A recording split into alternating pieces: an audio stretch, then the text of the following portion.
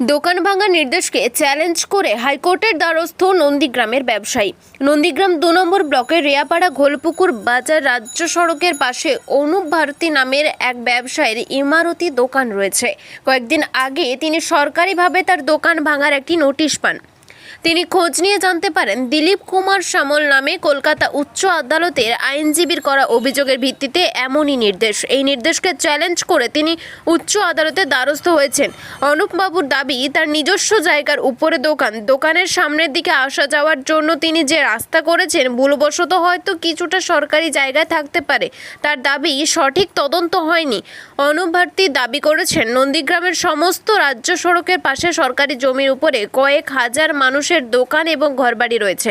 সেই সমস্ত বেআইনি বাড়িগুলোর উপরে নজর না দিয়ে শুধুমাত্র তার উপরেই কেন নজর পড়ল? সঠিক তদন্তের জন্য নন্দীগ্রামের ব্যবসায়ী অনুপ ভারতী তিনি ইতিমধ্যে উচ্চ আদালতে দ্বারস্থ হয়েছেন। দাদা, ডিএম থেকে নির্দেশ আপনার দোকান ভাঙার জন্য, এই বিষয়টি কিভাবে দেখছেন? দেখুন, ডিএম থেকে নির্দেশ এসছে, কিন্তু আমি এই জায়গায় 1189 এবং 1190 দাগে প্রায় 63 ডেসিমল জায়গার মালিক। আমি আমার রায়ত জায়গার উপরে সজ্ঞানে দোকানঘর বানিয়েছি, কিন্তু যদিও ভুল থাকে একটা অল্প কিছু পোর্শান যেগুলো আমরা আউটস্ট্যান্ডিংভাবে ব্যবহার করার জন্য বানিয়েছি, ওগুলো পড়তে পারে।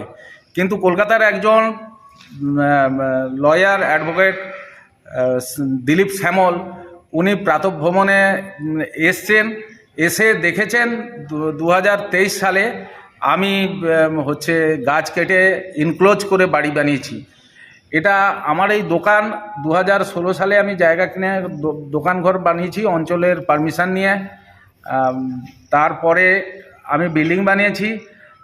17-18 সাল থেকে আমি ব্যবসা করছি।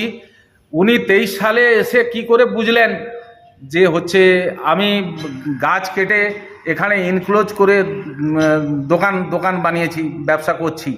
উনি চণ্ডীপুর থেকে নন্দীগ্রাম রাস্তায় আসেন বা 13 বিঘা থেকে তল্লার রাস্তায়, যে কোনো রাস্তায় আসুন না কেন, ওই দোকানের উপরে হাজার হাজার দোকান পিডব্লিউডি বা এর উপরে বসে আছে।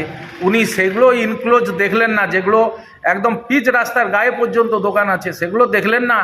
আমি 50 ফুট দূরে আছি, আমারটা উনি কী জন্য বুঝতে পারলেন বা কোনো ঈর্ষাকাতরভাবে কারুর প্রলোভন এতে প্রণোদিত হয়ে আমাকে টার্গেট করেছেন, এটা আমার খুব আশ্চর্য লাগছে। আপনি এই মুহূর্তে কি করছেন? আমি তো এটা আমাকে যে মেজারমেন্টটা হয়েছে একতরফা, বিএলআরও থেকে একতরফা মেজারমেন্ট হয়েছে, যার মেজারমেন্টের এগনেস্টে আমি রিট ফাইল করেছি।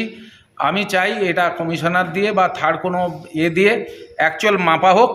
আমাদের যে জায়গা আছে, প্লট আছে, আমাদের যে দাগে যে জায়গা আছে, আমার যে জায়গার বা আমাদের যে আদার শেয়ার হোল্ডার আছে, ওই 1189 বা 90 দাগের যে জায়গা আছে, ওই জায়গাকে না ভজিয়ে বা ক্যানেল পাড়ের সম্পূর্ণ যে ও পশ্চিম থেকে পূর্ব পাড় না বেপে উনি একতরফাভাবে একটা রেজাল্ট দিয়ে দিলেন বিএলআরও সাহেব। এটা খুব আশ্চর্যজনক। আমার জায়গা আছে কিনা সেটা দেখলেন না। আমার যে রায়ত জায়গার মালিক, আমার জায়গা অবশিষ্ট আছে কিনা আমি সেটা দেখলেন না। সেই জন্য আমি রিট পিটিশন করেছি এবং রিমেজারমেন্টের জন্য আবেদন করেছি। আপনার কি নিজস্ব জায়গা আছে? আমার নিজস্ব জায়গা আছে। আমার নিজস্ব জায়গা 89 দাগে 9 ডেসিমল জায়গা আছে 1189 দাগে, এবং 1190 দাগে প্রায় 40-45 ডেসিমল জায়গা আছে। আমার দোকান ঘরের সঙ্গে লাগোয়া জায়গা। আপনার দোকান কি সম্পূর্ণ আপনার নিজস্ব জায়গায় কি আছে? আমার ম্যাক্সিমাম 98% জায়গা আমার নিজস্ব জায়গায় দোকান। তার সত্ত্বেও কি দোকান ভাঙার নির্দেশ? তার সত্ত্বেও দোকান ভাঙার যেই মেজারমেন্ট বিএলআর সাহেব কীভাবে তৈরি করেছেন সেটা আমার জানা নেই। আপনি কি কোথাও কোর্টে যাচ্ছেন? আমি তো রিট ফাইল করেছি, প্রয়োজন হলে আরও যদি কোনো ব্যবস্থা থাকে সেগুলোর দ্বারস্থ হব। আপনার নাম? আমার নাম অনুপ কুমার ভারতী। বাড়ি খোদামবাড়ি। এই দোকানটা কোন জায়গায়? দোকানটা খোদামবাড়ি, বাড়ি গোপালপুর। দোকানটা কোন জায়গায়? দোকানটা খোদামবাড়ি। ঘটনা সরকারি জায়গার উপরে কিছু গাছ ছিল, ওই রেয়াপাড়া পঞ্চায়েতের অধীনে গাছ ছিল, সরকারি প্রকল্পে গাছটা লাগানো হয়েছিল। সেই গাছগুলোকে কেটে তিনি ওনার ব্যক্তিগত প্রয়োজনে একটা কনস্ট্রাকশন করে বিজনেস করছেন। আমার আমার দেশের বাড়ি ওখানে কাঁথিতে। আমার দেশের বাড়ি কাঁথি, আমি প্রতি সপ্তাহে যাতায়াত করি। সেখানে ওই জায়গাতে গাড়ি দাঁড়িয়ে আমি ওটা খেয়াল করলাম, তাতে আমার মনে হলো যে এই ধরনের বিল্ডিং কেন এখানে রয়েছে। গাছগুলো ছিল, দেখতাম হঠাৎ করে গাছ ফাছ কোথায় গেল, এখন বিল্ডিং কেন। লোকাল কোনো লোকের ব্যাপার নেই, ইনফরমেশন যাই হোক সেগুলো ডিসক্লোজ করা যাবে না।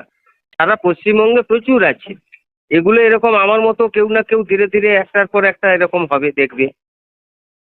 প্রচুর দোকান থাকতেই পারে, আমার যেটা চোখে পড়েছে সেটাই তো হবে না, আরো আছে, পরপর হবে। ওনার হচ্ছে নিজস্ব জায়গার উপরে দোকান আছেন। আছে। এবারে ওনার পাশে সরকারি জায়গার উপরে আরো বেশ কিছু দোকান রয়েছে। আছে। উনি বলছেন যে যিনি উকিল বাবু ওনার বিরুদ্ধে এলিগেশনটা এনেছেন, উনি কি বাদ বাকি দোকানগুলো কি দেখতে পাননি? হ্যাঁ, দেখতে পেয়েছি তো, সেগুলো তো হবে, সেগুলো তো প্রসেসিং চলছে, সেগুলোরও মামলা ফাইল হবে। শুধু ওনাকে কেন, যত ইলিগেল আছে কম বেশি একটা দুটো করে স্টেপ বাই স্টেপ এগোচ্ছে।